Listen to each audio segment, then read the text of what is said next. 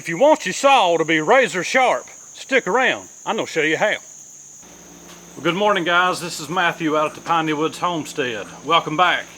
Today it's raining, so I got to switch gears. I had planned on milling lumber to get back on this deer stand and chicken coop build and get this thing done. I'm just about tired of working on it, to be honest. But good things come to those who are patient and wait and work hard.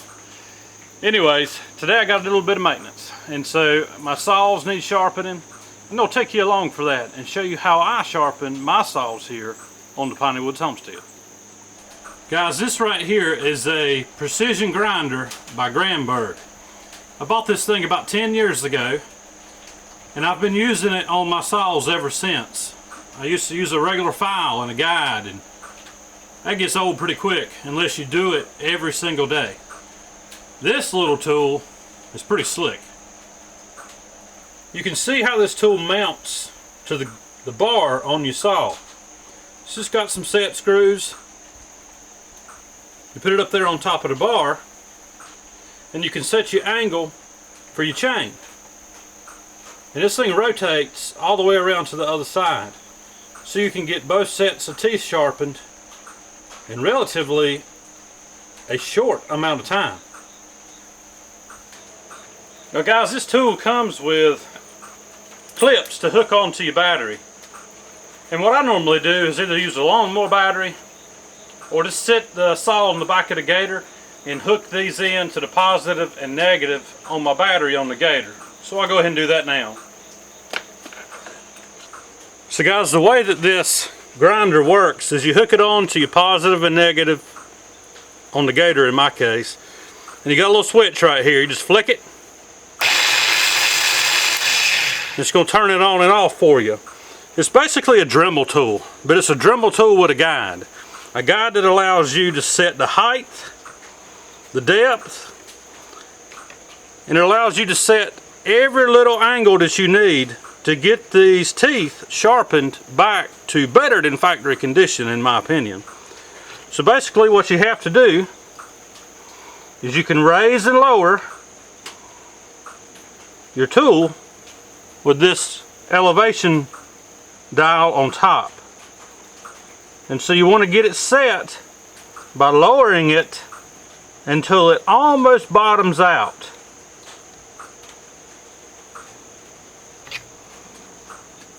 On the underneath side here is also a dial, a spring-loaded dial. And what that does is you can either tighten it or loosen it, and it makes your Dremel tool either come towards the saw head or away from the saw head, so you get that correct grind on your tooth.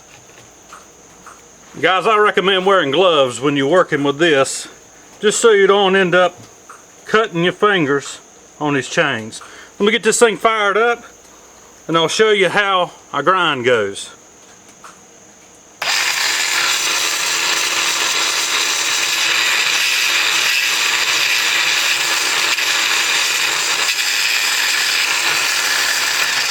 Alright, it looks like I'm offset just a little bit. Let me get this repositioned.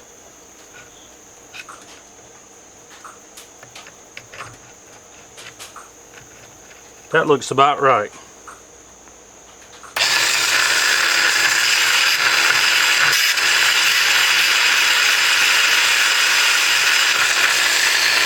That's about all it takes on a tooth, y'all. And then you're going to advance it to the next tooth. And you do that by walking the chain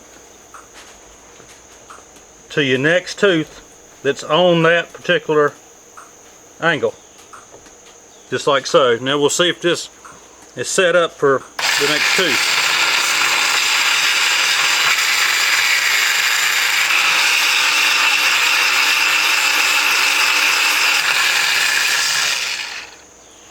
Alright, you don't want to grind it too much, because if you get too much heat on that tooth, you can actually do some damage and mess up your sharpen.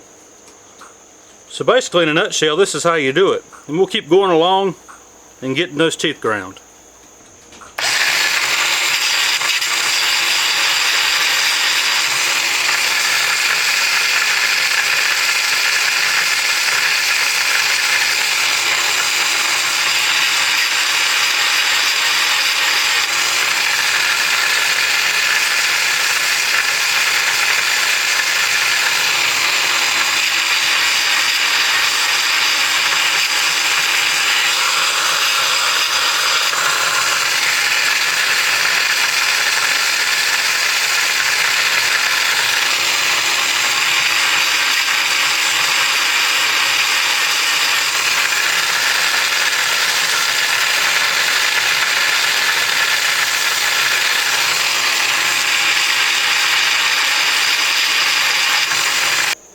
Alright, so after you get that one side of teeth done on that chain, we'll go ahead and flip this tool around and get the other side done as well. It only takes just a few minutes and I can move on to my other saw.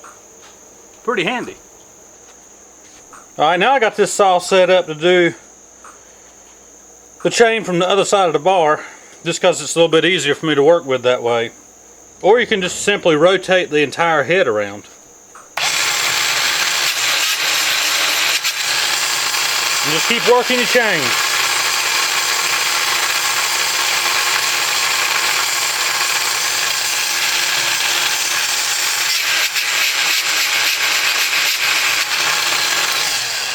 And if this guide bar up here ever gets tight, I just put a little white lithium grease on it and it helps it stay nice and slick. But I'll keep going around and get these done, show you a few more runs of it. It really takes about 5 minutes to sharpen a chain this way, and then it'll be back to factory or better condition.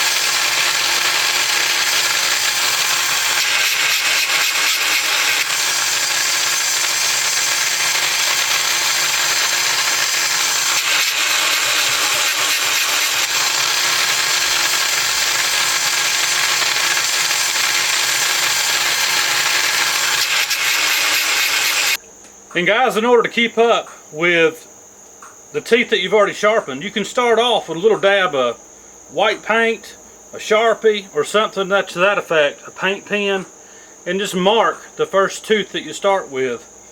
That way you don't sharpen it more than it needs to be done. But I've done this so many times that I pretty much got it down to a science on how many teeth are on here, so I can knock it out pretty quick. So y'all, let me see if I can get through this little bit of sprinkling before it starts raining any heavier and see how my sharpening job did. We're going to see just how quick I can cut through this old dead poplar log.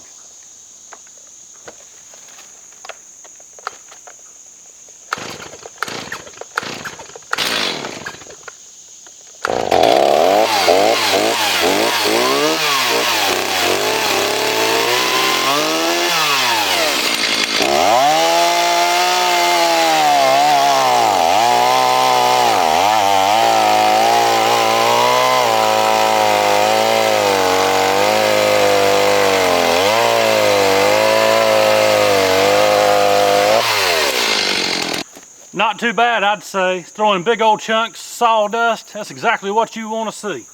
Ain't gonna heat your bar up, gonna help you get through that log a whole lot quicker. I think I'll try it again.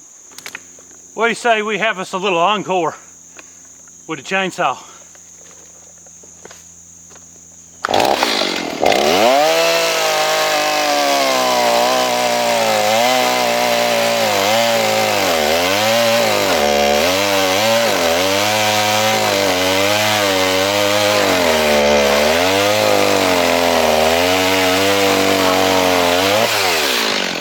Now y'all, that ain't bad. Ain't bad at all for cutting old dead dry wood. This tree was standing a few weeks ago. My buddy came over with his bucket truck, got up there and took it down piece by piece because it was deader than disco. But y'all, I got to tune my saw up just a little bit. It ain't putting out quite the RPMs I want it to. But shoot, the thing's about 25 years old. I'm not putting out as many RPMs as I used to either. But I love this old saw. I would like to get me a little bit bigger one for some of these trees that I'm cutting down, because I got an 18-inch bar. I'd really like to have about a 24 5-inch bar. But I'll use what I got for now and make it work. But for an old saw, it ain't wore out. It needs to be tuned just a little bit. Get me a few more RPMs out of it. I ain't tuned it in a while. But I'll work on that. And I'll get on over here to my small, I think that's a 170 little lemon saw. I'll get that sharpened up. But guys, I'll be ready to go as soon as this rain breaks and I can get back out here and get back to milling, finish this chicken coop up. All right, y'all, second verse, same as the first. We're gonna put this saw down, this little 170, get it sharpened up real quick. And I'll show you how it works on even a small saw just like that other larger MS-290. Now, as you can see, this old MS-170, little lemon saw, little homeowner grade saw, it needs some tender love and care. The pull rope broke on it a few days ago. The bar has been replaced once. But you know, it does a pretty good job for what it is. But I'll get on this one and get it sharpened so I can get it back out here and get the lemon stuff. So guys, thanks for spending just a little bit of time with me today at the Piney Woods Homestead. Spending a rainy day sharpening saws, slinging a little sawdust. It's a good time. I'd like to get onto this chicken coop, get it done, but we got more rain getting ready to come in, so I'll get this maintenance done. You gotta do it if you want to keep going. But guys, I'm looking to upgrade. Tell me what I should upgrade to. Should I stick with steel? Should I go to another orange saw? Should I go to an off-name saw? What are you using? What would you suggest? Guys, y'all have a good day. Hit the like button on your way out. Subscribe to the channel if you hadn't. If you have, we appreciate you very much. Got to get on down here to Rosie. She's in labor. We're expecting piglets anytime, so once we have those, we'll bring you a video showing you the new piglets. But guys, as always, thanks for stopping in. Y'all have a good day.